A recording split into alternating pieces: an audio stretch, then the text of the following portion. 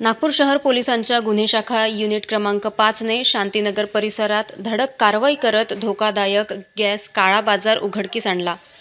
गोपनीय माहितीच्या आधारे टाकलेल्या छाप्यात आरोपी ऑटो रिक्षामध्ये घरगुती सिलेंडरमधील गॅस इलेक्ट्रिक मशीनच्या सहाय्याने भरताना रंगेहात आढळून आला। या कृत्यामुळे परिसरातील नागरिकांना गंभीर धोका निर्माण झाला होता।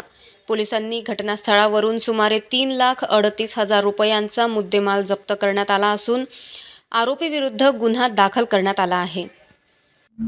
क्राईम ब्रँच युनिट 5 च्या तपास पथकातील API कदम, त्यानंतर SC राजा, SC आणि टीम यांना गोपनीय माहिती मिळाली होती की पोलीस ठाणे पारडीच्या हद्दीमध्ये एका घरामध्ये एक व्यक्ती अवैधरित्या गॅसमध्ये मधील सिलेंडरमधील गॅस हा ऑटो रिक्षा किंवा इतर वाहनांमध्ये ट्रान्सफर करून अवैधरित्या त्याचा काळाबाजारी करत आहे अशी माहिती मिळाल्या आधारे रेड कारवाई केली असता त्या ठिकाणी एक व्यक्ती अवैधरित्या ऑटो रिक्षामध्ये गॅस सिलेंडरच्या मार्फतीने मशीनच्याद्वारे गॅस सप्लाय करत असताना मिळून आला।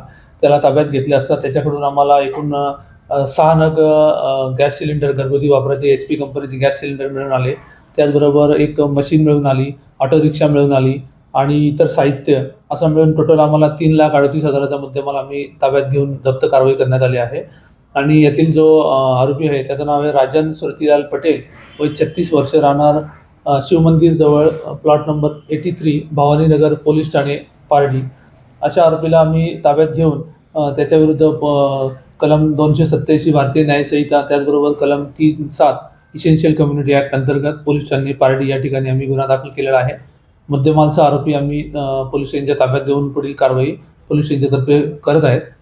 आणि याद्वारे आम्ही पुढील तपासाच्या अनुषंगाने हे गॅस सिलेंडर कुठून त्यांनी प्राप्त केले, ते आणखी किती लोकांना त्यांनी सप्लाय केलेलं आहे, त्यानंतर हे अशा प्रकारे धोकादायकरित्या करताना जे मानवाच्या जीवितास धोका निर्माण होईल अशा प्रकारे त्यांनी याचं वर्तन असल्याने त्याच्यावर आम्ही कारवाई आमच्या टीमच्या मार्फतीने केली।